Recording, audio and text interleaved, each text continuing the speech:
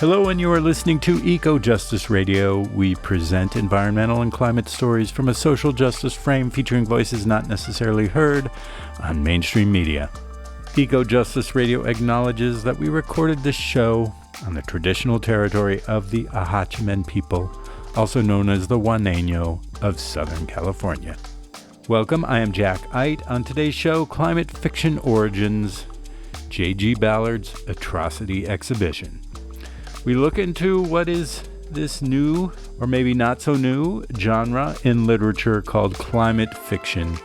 We share a clip from the PBS show Hot Mess that sets the concept down, and we look into Ballard's post-apocalyptic dystopia genre, where he used cars in the novel Crash to symbolize the mechanization of the world and humanity's capacity to destroy ourselves with the technology we create.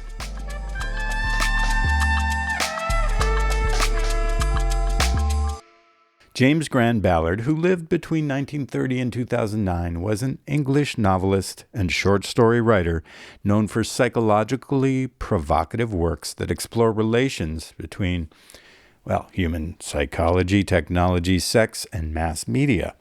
Ballard's original climate fiction work from 1962 was the post-apocalyptic new wave science fiction novel, The Drowned World.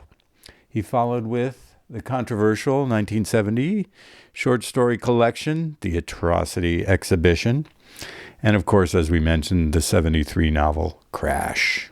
In 1984, Ballard won broad critical recognition for the war novel Empire of the Sun, which Steven Spielberg adapted into a film. J.G. Ballard's literary fiction spawned the adjective Ballardian, defined as resembling or suggestive of dystopian modernity, bleak man-made landscapes, and the psychological effects of technological, social, and environmental developments. Well, we're going to have some literary fun today to set up the idea of what has now come out as a new fiction genre called climate fiction. First, we begin with a 2019 clip from the PBS show Hot Mess featuring Lindsay Ellis of It's Lit and Amy Brady, the editor-in-chief of the Chicago Review of Books. Hey everybody, thanks for coming to the first ever Hot Mess Book Club. Today we are talking about climate fiction. We all were supposed to read Parable of the Sower. Does anyone want to start? No? Okay, how about a really easy question. How would you define climate fiction?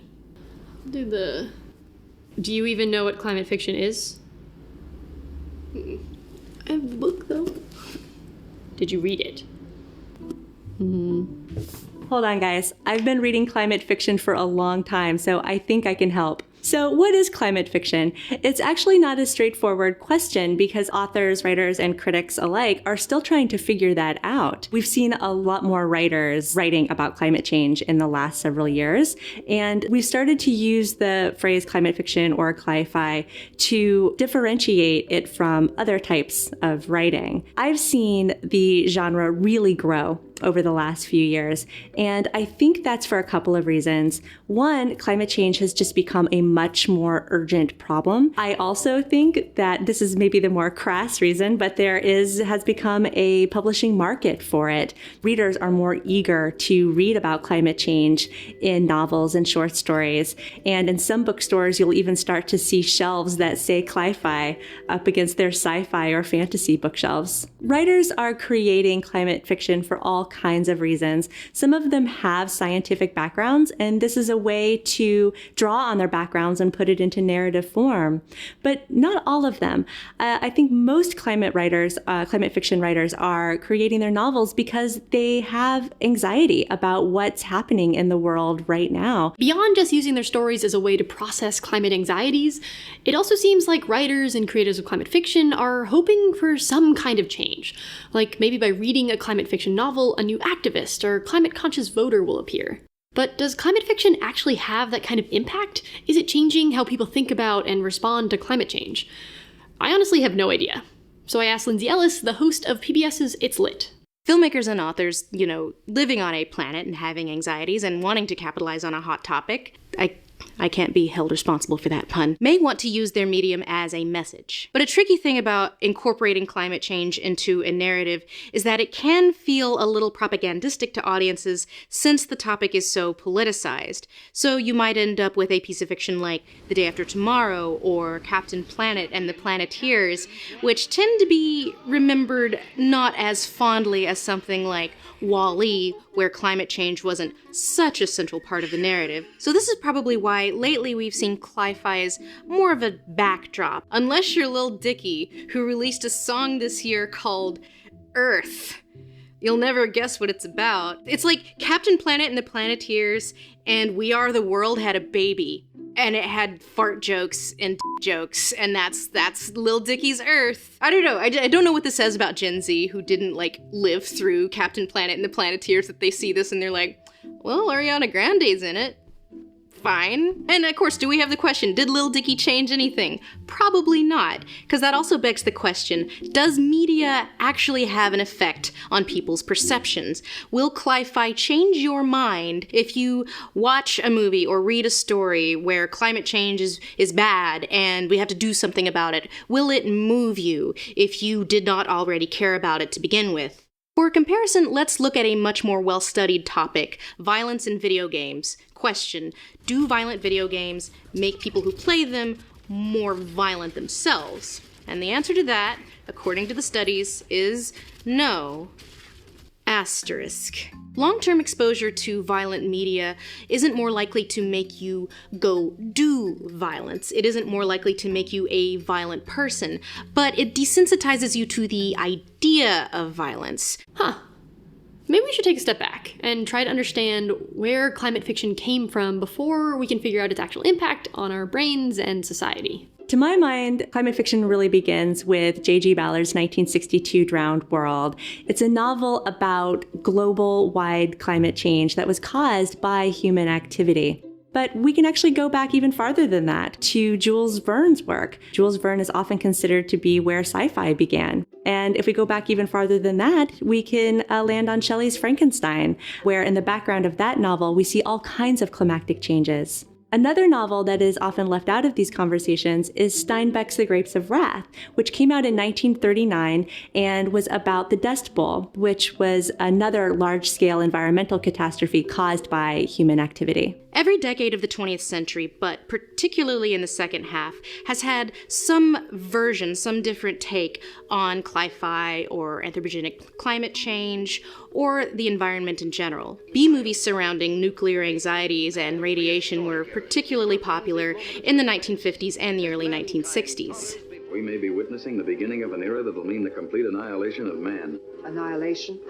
The beginning of the end. In 1966, Harry Harrison wrote Make Room, which was adapted into Soylent Green in 1973, which dealt with the topic of overpopulation. Soylent Green is people! And throughout the 1970s and 1980s, we saw a lot of works that were concerned with the effects of nuclear war, both on the environment and on the population. And of course, there is the Mad Max trilogy, which helped codify this sort of nondescript post-nuclear dystopia, which was even more overt in its follow-up, 2015's Mad Max Fury Road, one of the best movies that has ever happened. I don't make the rules. But once we start getting into the 90s, the trend starts turning more towards stories that center around the societal damage that comes about as a result of climate change, in conjunction with usually other things, but mostly climate change. So we have Octavia Butler's Parable of the Sower and its follow-up Parable of the Talents, which centers around a sort of much more subtle and realistic climate disaster and government inaction in the face of climate change, ultimately leading to societal collapse. Margaret Atwood's Mad Adam trilogy, which started with Oryx and Crake, also centers around a sort of confluence of things ultimately leading to overconsumption, overpopulation, and of course, climate change. On the more on-the-nose side of things, we saw movies like Waterworld, where the world is covered in water. A thing that can't happen, but here's Kevin Costner peeing in a cup. But there are also lots of films where climate change isn't the central conflict, but also a huge part of the narrative. In the original 1950s film, The Day the Earth Stood Still, Klaatu shows up and tells humanity, you need to stop doing nuclear war, or we'll kill you. But in the 2008 remake, Keanu Reeves shows up and tells everybody, you need to stop doing the climate change, or we'll kill you. And lately, the trend has been films that are not centrally about climate change, but incorporated into their narrative. In the last few years, climate fiction isn't just science fiction anymore. We're now seeing writers write about climate in the realm of fantasy, in the realm of romance, and actually in the realm of realist fiction. Those would be books that are set in the present tense here in the real world and talking about climate change as it's unfolding as we see it. That was the PBS show Hot Mess, featuring Lindsay Ellis of It's Lit and Amy Brady, the editor-in-chief of the Chicago Review of Books. The Atrocity Exhibition is J.G. Ballard's instruction manual on how to disrupt mass media and recontextualize technology in a dystopian landscape overrun with, industrial waste and technological white noise. So, this first clip, and if you know what that is, if you don't know what that is, walk outside, open your ears, open your eyes, and see what's happening out in the world.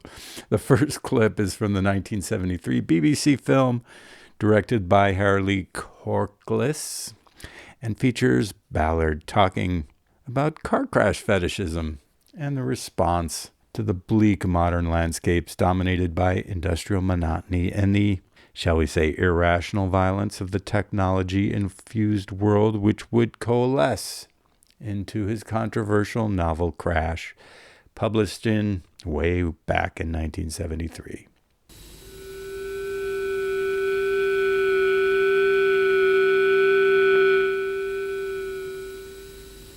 In slow motion, the test cars move towards each other on collision courses, unwinding behind them the coils that ran to the devices by the impact zone. As they collided, the debris of wings and fender floated into the air. The cars rocked against each other as they continued on their disintegrating courses. In the passenger seats, the plastic models transcribed graceful arcs into the buckling roofs and windshields. Here and there, a passing fender severed a torso. The air behind the cars was a carnival of arms and legs.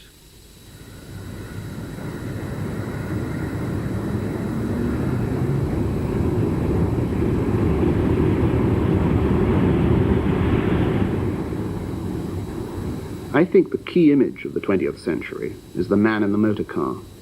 It sums up everything: the elements of speed, drama, aggression, the junction of advertising and consumer goods with the technological landscape, the sense of violence and desire, power and energy, the shared experience of moving together through an elaborately signaled landscape.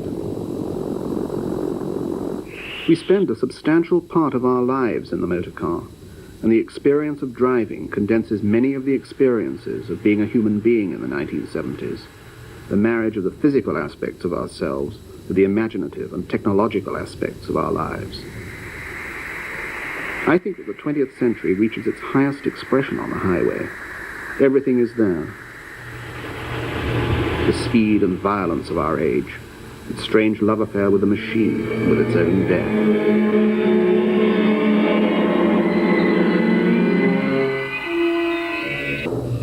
The styling of motor cars, and of the American motor car in particular, has always struck me as tremendously important, bringing together all sorts of visual and psychological factors. As an engineering structure, the car is totally uninteresting to me.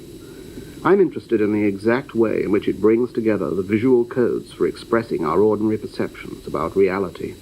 For example, that the future is something with a fin on it, and the whole system of expectations contained in the design of the car.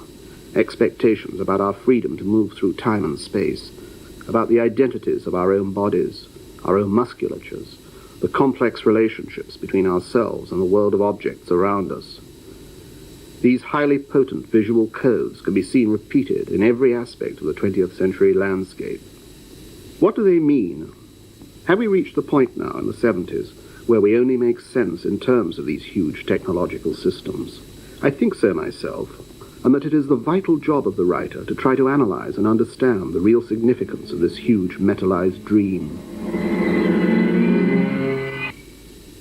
I'm interested in the automobile as a narrative structure, as a scenario that describes our real lives and our real fantasies. If every member of the human race were to vanish overnight, I think it would be possible to reconstitute almost every element of human psychology from the design of a vehicle like this. As a writer, I feel I must try to understand the real meaning of a lot of commonplace but tremendously complicated events. The close relationship between our own bodies and the body of the motor car is obvious.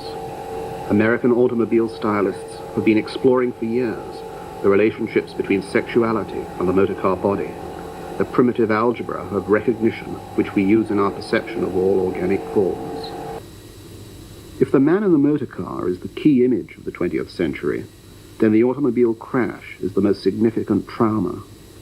The car crash is the most dramatic event in most people's lives, apart from their own deaths, and in many cases the two will coincide. Are we just victims in a totally meaningless tragedy, or does it in fact take place with our unconscious and even conscious connivance? Each year, hundreds of thousands of people are killed in car crashes all over the world. Millions are injured. Are these arranged deaths, arranged by the colliding forces of the technological landscape, by our own unconscious fantasies about power and aggression, our obsessions with consumer goods and design, the overlaying fictions that are more and more taking the place of reality? It's always struck me that people's attitudes towards the car crash are very confused, that they assume an attitude that in fact is very different from their real response. If we really feared the car crash, none of us would be able to drive a car. I know that my own attitudes to the crash car are just as confused. The distorted geometry of this tremendously stylized object, let's face it, the most powerful symbol of our civilization, seems to pull at all sorts of concealed triggers in the mind. The postures of people in crashed vehicles, deformed manufacturers' styling devices. Crashed General Motors cars look very different from crashed Ford.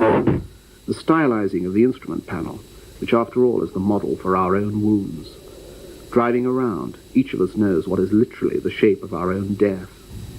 I remember seeing some films on television of test crashes a few years ago.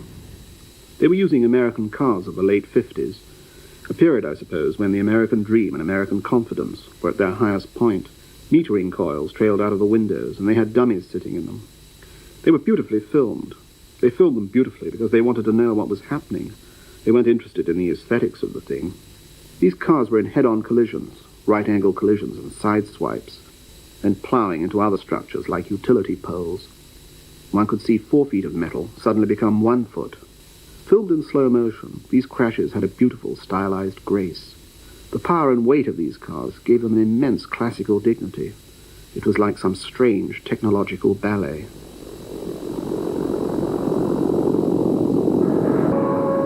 I remember looking at these films and thinking about the strange psychological dimensions they seemed to touch. They seemed to say something about the way everything becomes more and more stylized, more and more cut off from ordinary feeling.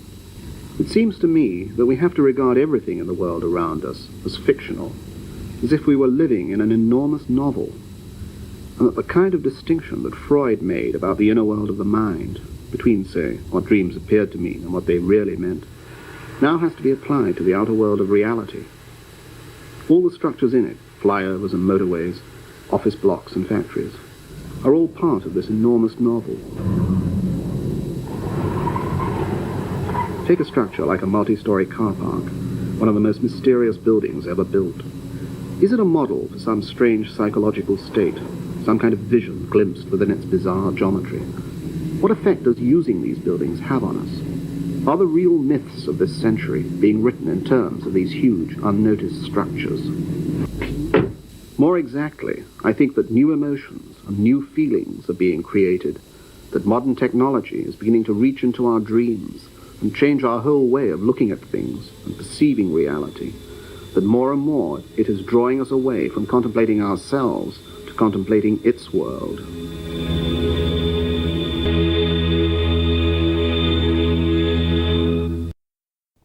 That was from the 1973 BBC film featuring J.G. Ballard, directed by Harley Corcus. Hey listeners, quick break here. We hope that you're enjoying EcoJustice Radio. Stay connected by subscribing on all major podcast apps and visit our website, ecojusticeradio.org, to check out previous shows and guests, listen to extended episodes, and get connected with us on social media. Today you're listening to Climate Fiction Origins, J.G. Ballard's Atrocity Exhibition. I am your host, Jack Ide, and we present a 2006 interview with Ballard from the South Bank Show, opening a window into his dystopian modernist literature that today might intimate the fundamentals of our aberrant relationship with technology and media that has resulted in today's, shall we say, climate predicament. The next clip is a 2006 interview of J.G. Ballard by Melvin Bragg of the South Bank Show, which also features prominent British authors Will Self, Ian Sinclair, and Martin Amis.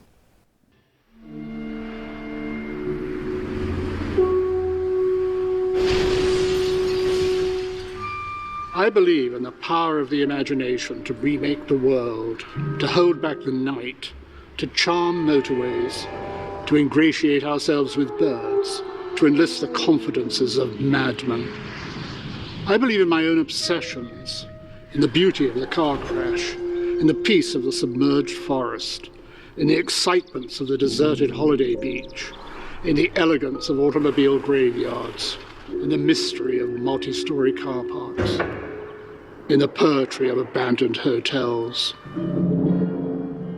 Over a career spanning 50 years, J.G. Ballard has proved himself to be one of this country's most thought-provoking writers. He enjoyed great mainstream success with Empire of the Sun, which Steven Spielberg later turned into a hit film. But has also caused huge controversy, particularly with Crash, which examined the sexual potential of car crashes and inspired one publisher's reader to write, "This author is beyond psychiatric help, do not publish." And in the space between these two vastly different novels, Ballard has created a distinctive fictional territory wholly his own. Prophetic, surreal and unsettling, Ballard's 20 novels and hundreds of short stories have together constructed what their author calls a mythology of the future. His body of work is marked by recurrent themes and obsessive symbols: motorways, car parks, high-rises, business parks and abandoned hotels. Ballard's latest novel, Kingdom Come, returns to one of his obsessive themes: the dark forces at work in the suburbs of Middle England. In Claire Holland's South Bank Show film, from his lookout in the London suburb of Shepperton, where he's lived for over 40 years, J.G. Ballard talks about his vision of what he calls the only alien planet, Earth, and tells us why science fiction was the true literature of the 20th century. I was living in London and looking for somewhere to live with my wife and children, and the sort of London suburbs were a sort of vast, mysterious plain of bricky gables and dual carriageways. The one place that I spotted, where there was a little house that was for sale, was Shepperton, and I had a vague feeling, the film studios, yes, the Malibu of the Thames Valley. And I thought, well, there's a dimension of possibility there. You were brought up, as it were, in Shanghai. Many people watching this will know the film Empire of the Sun if they haven't read the book or know both. But in your terms, can you give us some idea of what you now feel, looking back, it was like to be brought up in Shanghai? My parents were both English. My father and mother went out there in 1929. I was born there in 1930. I have very strong memories of this exciting, in some ways frightening city, where, as a child of one of the Western powers who ran the city, I had a sort of passport to safety at all times. I mean, I used to get on my bike at the age of 7 or 8 and pedal off through downtown Shanghai in all that sort of nightmare traffic. And this was a city plagued by terrorist bombs and bitter fighting between rival Chinese power groups. Then in 1937, the Japanese invaded China. Shanghai is doomed. Panic seizes the population. Fear drives thousands in a desperate move to the safety of the international settlement. War was all around us. Shells were passing over our house, so we moved to the French concession for about 6 months.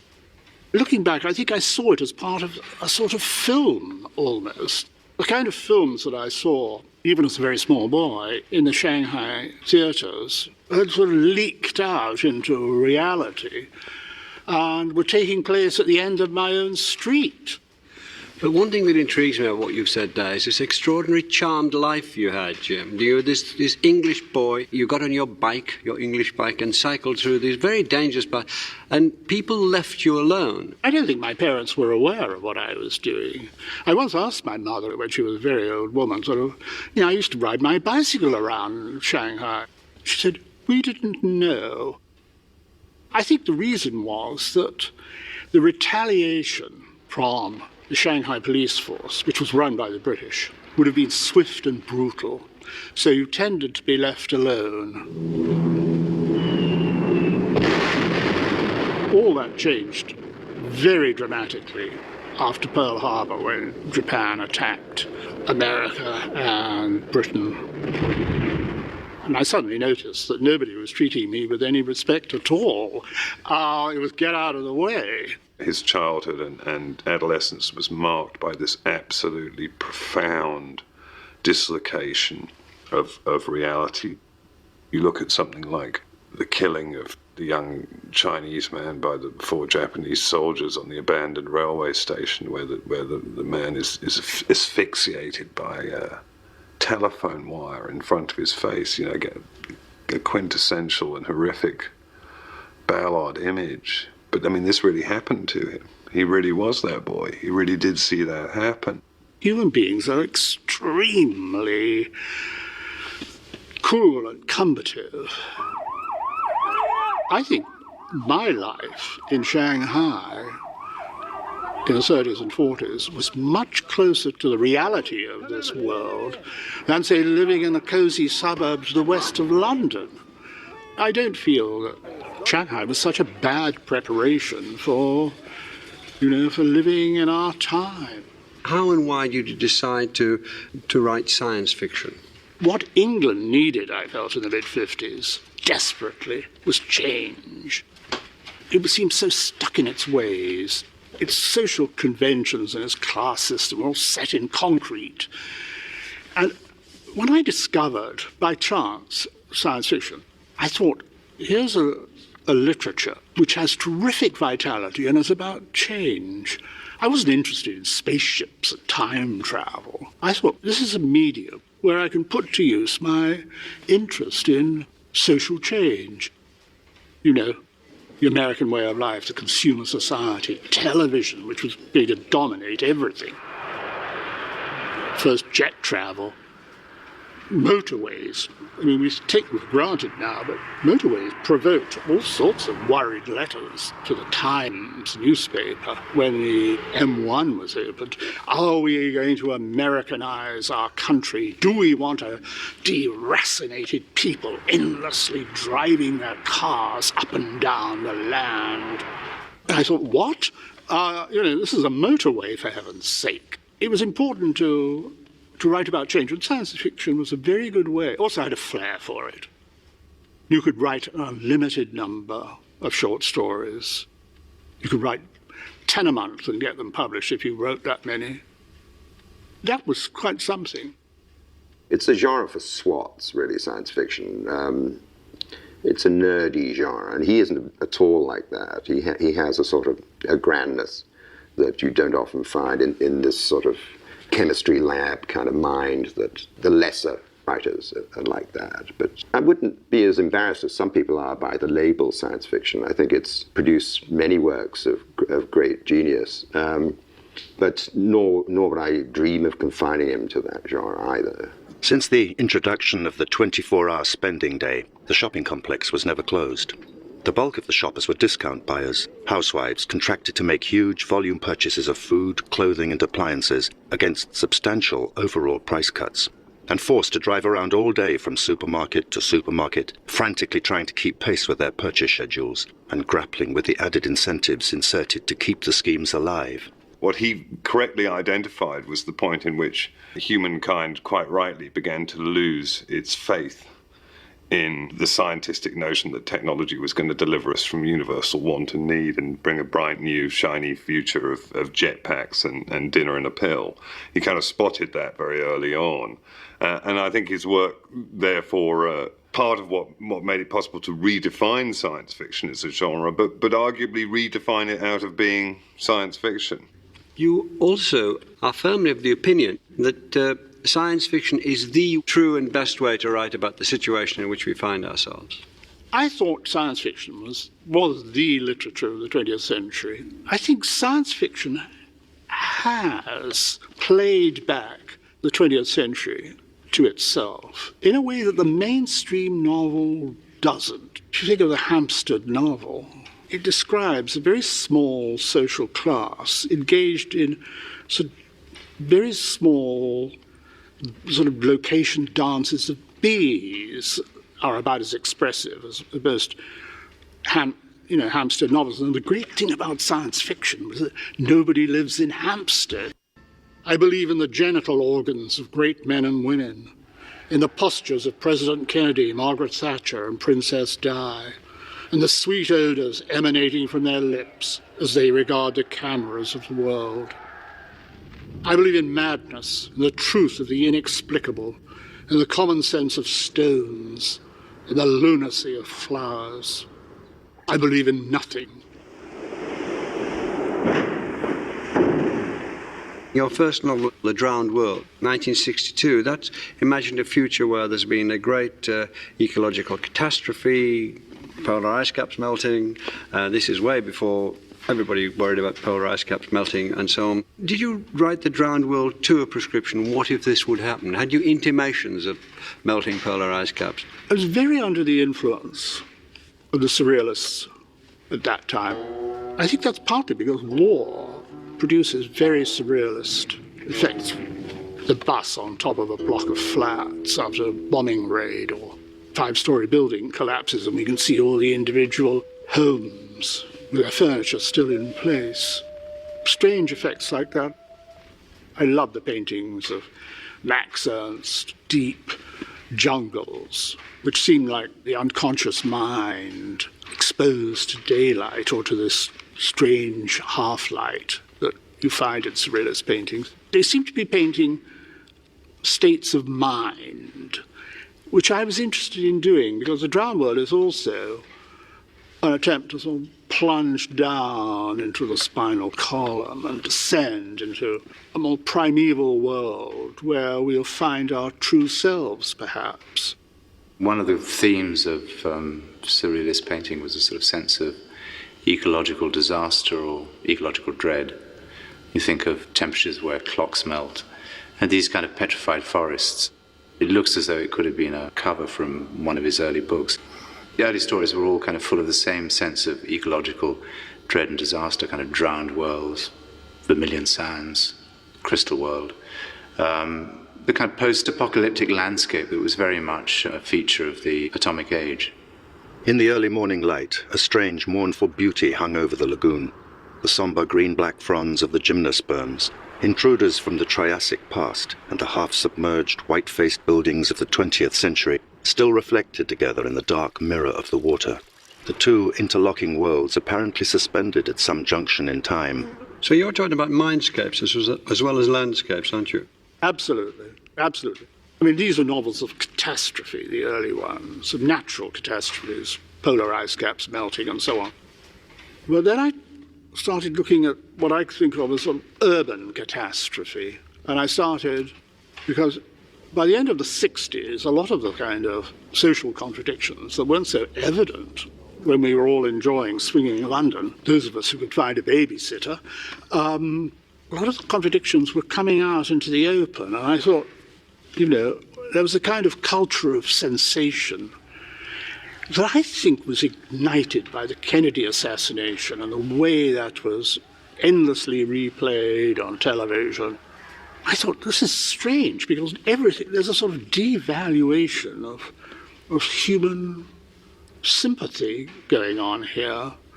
We're sort of brutalizing ourselves in this endless quest for excitement and sensation. Another massive effect on your life, which we needn't talk about but just record, is that your wife died very suddenly, leaving you with 3 children to bring up, which you did. That must have had a tremendous effect on your life. Yes, it did. I mean, it absolutely shattered me. I think it probably changed everything about me, to be honest. I think I was never the same person again. My wife was 34 when she died of pneumonia while we were on holiday in Spain, leaving these 3 small children. I felt, that nature had committed a terrible crime against this young woman. It took me a long while to accommodate that into some sort of, I started writing a series of strange short fictions that were collected as the Atrocity Exhibition. It was very unusual at the time for someone to publish a book containing 2 short stories, one called The Facelift of Princess Margaret and the other called Why I Want to Fuck Ronald Reagan. That would be unusual at any time, perhaps. Hey listeners, quick break here. We hope that you're enjoying EcoJustice Radio. Stay connected by subscribing on all major podcast apps and visit our website, ecojusticeradio.org, to check out previous shows and guests, listen to extended episodes, and get connected with us on social media.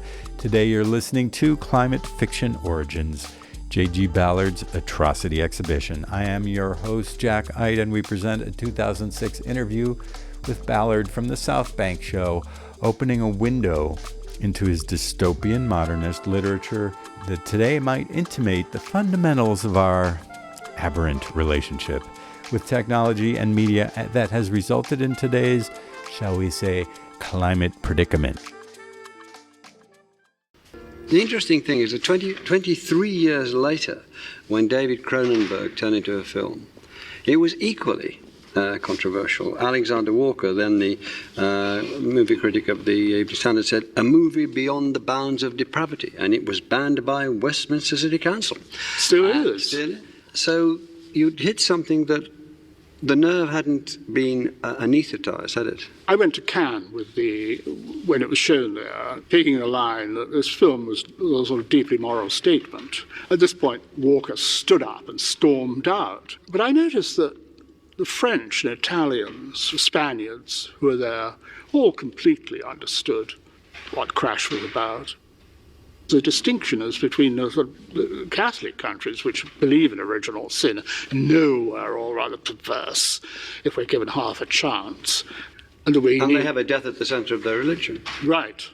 And, say, the Protestant countries of Northern Europe, the film was banned in Norway. It was banned in large sections of this country, in effect, and banned in large sections of America. I think we are still deeply repressed, and there are things we don't like to acknowledge about ourselves. What I didn't get is that the obsessive love of the car crash is a result of a car crash. The main character, who's called Ballard, has just had a car crash in which someone else, not himself, has died. And he's in a state of shock. And that's what the novel miraculously conveys. I realize, having read it for the 3rd or 4th time, which I did when writing about the Cronenberg film, where I recanted and came round and at last saw what he was trying to do. Ballard is a highly moral writer who is so moral that he can entertain within the confines of the text total amorality. For Ballard, it's a kind of high wire of ambiguity. The reader can never really tell what's going on here. Are they being told not to drive too fast, or are they being told that they really should drive into the next available concrete stanchion and then masturbate over the smashed instrument binnacle? I mean, and you know what? You're never going to know. I've often said about my fiction as a whole that, I'm not a pessimist, a man who holds a sign up saying, dangerous bends ahead, slow down, is not a pessimist. On the other hand, I sometimes tend to hold up a sign saying dangerous bends ahead, speed up, because I've got a slightly perverse delight in provoking people just a little too far. I believe in anxiety, psychosis, and despair. I believe in the perversions, in the infatuations with trees, princesses, prime ministers, derelict filling stations, more beautiful than the Taj Mahal, clouds and birds. I believe in the death of the emotions and the triumph of the imagination. In your fiction, what it seems to me that you're saying is that we used to think, when we said the real world, we used to think it was out there. That was the real world, of people out there doing this, that, and the other. You're now proposing that it's become a fictional world out there, and the reality is now the responsibility of the imagination. Yes, I mean, I think that to my father's generation, in the 1910s and 1920s, the real world was the world of work, of offices, factories, and the like. And the world of the imagination existed inside one's own head, one's dreams, fears, ambitions. That is now almost reversed. Reality is now a mass of competing fictions. We walk down streets which are lined with advertisements trying to sell us some fairy tale, such as that this particular detergent will wash your children's clothes to the point where their friends' mothers will envy them. Now, that's a piece of fiction. By the same token, the one area that we can rely on for some sort of truth is the space inside our heads. In some of your novels, you've almost created laboratories in which to test this theory. One of these is a novel called Supercan. It's set on the Riviera, which you know very well. It can be called a detective novel. It can be called an investigative novel. It can be called a dystopian novel. But what do you think you were setting out to do? I've been going to the French Riviera really since the late 40s on holiday. It's changed from a playground into a sort of work ground.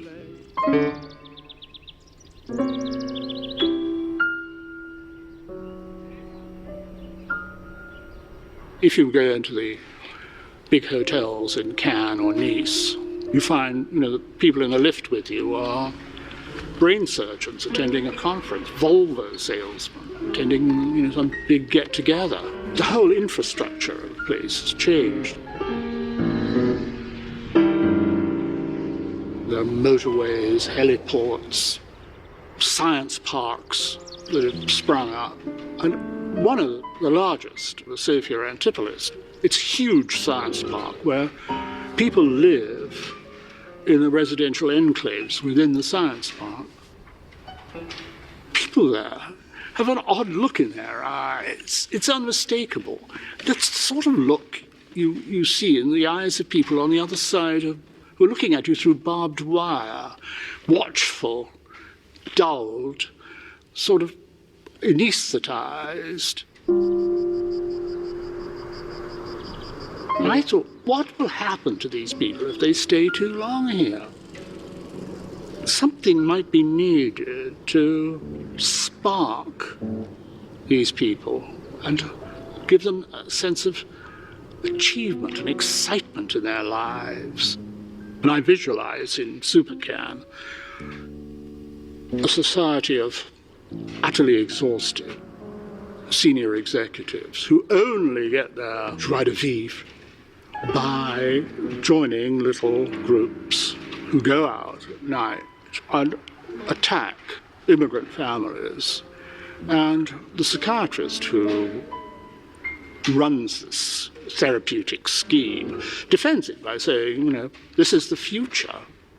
I realized that these highly disciplined professionals had very strange dreams, fantasies filled with suppressed yearnings for violence, and ugly narratives of anger and revenge, like the starvation dreams of death camp prisoners. Despair was screaming through the bars of the corporate cage, the hunger of men and women exiled from their deeper selves. They wanted more violence in their lives. We're falling back on our oldest resource, which is on our own psychopathology. It's the one thing that will energize us. T.S. Eliot famously said, humankind cannot bear too much reality. In a sense, what you're saying in Supercan is humankind cannot bear too much unreality. It's what could be described as an isolated, privileged, perfect, in inverted commas, community. But you extend the metaphor massively. You use the area in which we are now, Shepperton, in your new book, Kingdom Come. You use that as a location which is clearly standing for where everybody's going. Somewhere you say everywhere is becoming a suburb of Dusseldorf. This book addresses, attacks, attempts to understand, says some things which will surprise a lot of people in praise of the consumer society. This is where freedom is, this is where the real life is. Can you just disentangle some of the themes in Kingdom Come? It's set in the West London suburbs, not far from the M25. It's an area that most inner Londoners are unaware of, never visit, pass by in polite horror as they return from their West Country cottages and speed gratefully off the M25 towards what I call heritage London. To them, the sort of area in which I set my novel, Brooklands, is an uncentered area. There are no civic values, where people are only interested in new patio doors, a new timeshare in the Algarve, another car. The sort of pillars that held society together, the monarchy, the Church of England, politics, they've all lost their authority, I think. So what is left? All that is left is consumerism, the consumer society of buy, buy, buy. He's lived for many years in Shepperton, which he thinks of as being on the edge of the future. And he sees the future as being one of these endless lists of retail parks, marinas, and above all, the grand new project, which is the mega shopping centre, which is the kind of Kubla Khan Xanadu of his fiction. It is a kind of ecclesiastical space of consumerism. We're facing a new kind of man and woman, narrow-eyed, passive, clutching their store cards. They believe anything that people like you care to tell them. They want to be tricked. They want to be deluded into buying the latest rubbish. They've been educated by TV commercials. They know that the only things with any value are those they can put in a carrier bag. This is a plague area, Mr. Pearson. A plague called consumerism.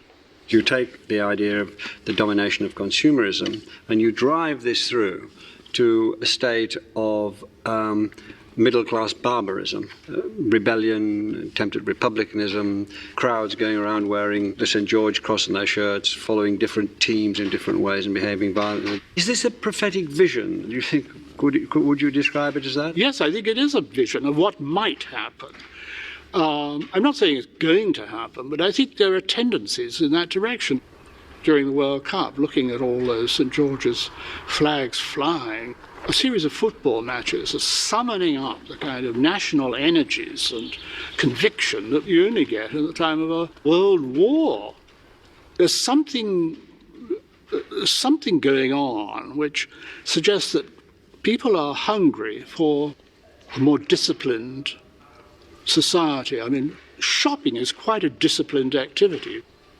There's something of the political rally, Nazi style, about a big shopping mall, lines of neatly aligned counters, the slogans, the expectations, the sense of, these are ceremonies of mass affirmation, where we, society, affirm in what we believe, and we believe that so-and-so washes whiter.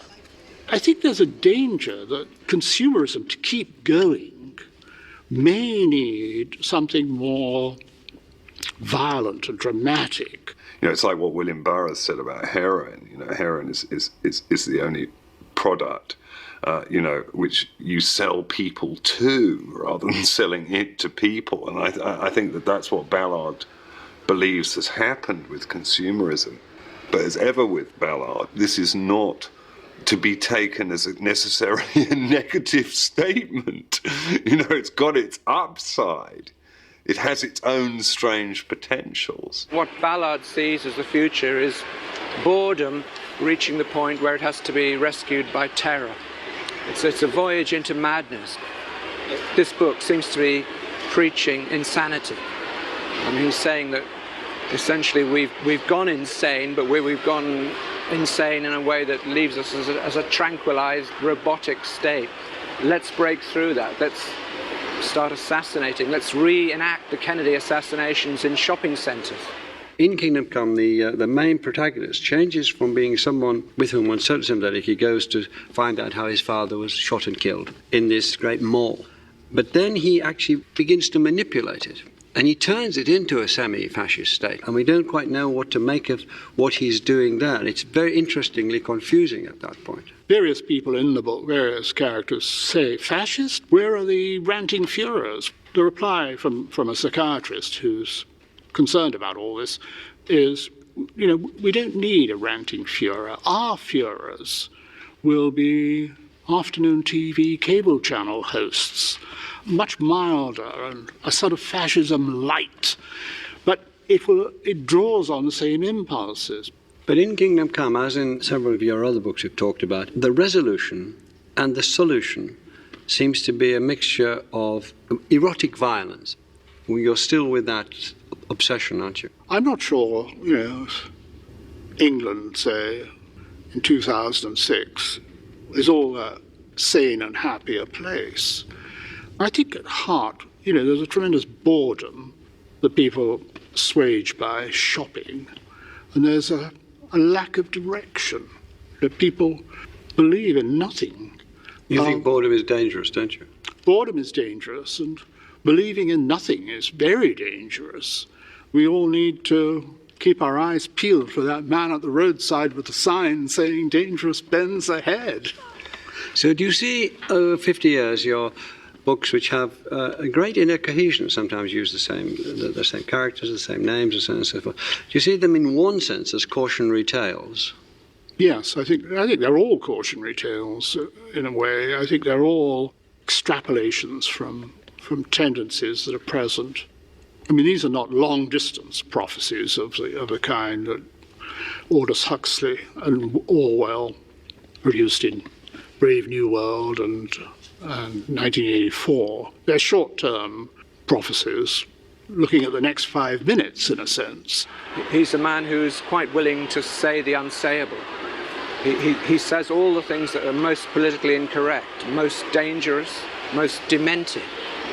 Now you don't know when you see the planes going into the Twin Towers or you see Diana's car crash. Journalists are straight onto Ballard as if he has somehow caused these things by getting into that wavelength so many years before and describing events before they happen. For somebody who believes that the writer's project is to invent reality, I think Ballard has invented the reality that we live in. You cannot say of any other novelist, I think in the world, let alone England, that they have been capable of perceiving as kind of congruent entities such phenomena as global warming and environmental disaster generally, the rise of the cult of the celebrity and its implications for mass psychology, the realities of the modern world, of what technology actually did deliver to the world and to England in particular. And yes, I would stand by the assertion that he's the most significant post-war English novelist. And to adapt something you yourself said, do you think you've been faithful to your own obsessions? And if so, what would you say they were? I watched my obsessions develop over 50 years as a writer, and I'm very lucky that I've been able to express those obsessions as a writer. I mean, had I decided to be a psychiatrist, I might have been able to do real damage. I'm obsessed with sort of nagging need to find the key to a sort of central mystery, which I've never really identified. And I think it's probably something to do with my life in China. The images of Ballard that stay in the mind are all from the internment camp and from Shanghai's post-imperial grandeur left to rot. These symbols of emptiness and decay and so on very much move him, and he invests them with a great deal of feeling. When Empire of the Sun appeared, for those of us that were already steeped in the fictional oeuvre, it was like encountering this kind of primary map, whereas I suppose for other people who weren't acquainted for his fiction, it was, reading a book about a boy in an internment camp during the war. I believe all excuses. I believe all reasons. I believe all hallucinations. I believe all anger. I believe all mythologies, memories, lies, fantasies, evasions. I believe in the mystery and melancholy of a hand, in the kindness of trees, in the wisdom of light. When I was a child, I found Shanghai a complete mystery, the way in which reality could change overnight. The reality was just a stage set that could be swept aside, that all the certainties of my life, all the adult certainties that I looked up at, that gave me a sense of security, were in fact paper thin and completely treacherous. Nothing was to be trusted. And I felt an obligation to try to, a sort of almost a small boy's need to find out what on earth is going on. Peep through the letterholes, see what the adults are getting up to. And I knew that, you couldn't trust the adults. They didn't really know what they were doing. So it was left to me to sort of have a stab at it. Thank you very much. And that Melvyn Bragg interview with J.G. Ballard will be available as a podcast from tomorrow. That's at itv.com/Southbank. Hey listeners, to check out the extended recording of this show or to explore our other shows, visit our website at ecojusticeradio.org and subscribe to our podcast. This has been EcoJustice Radio and our show, Climate Fiction Origins, J.G. Ballard's Atrocity Exhibition. And thank you to our listeners for joining us. Please connect with us on social media at EcoJustice Radio, SoCal350, and Wilder Utopia. If you like what you've heard, you want others to be informed, subscribe and share the episodes.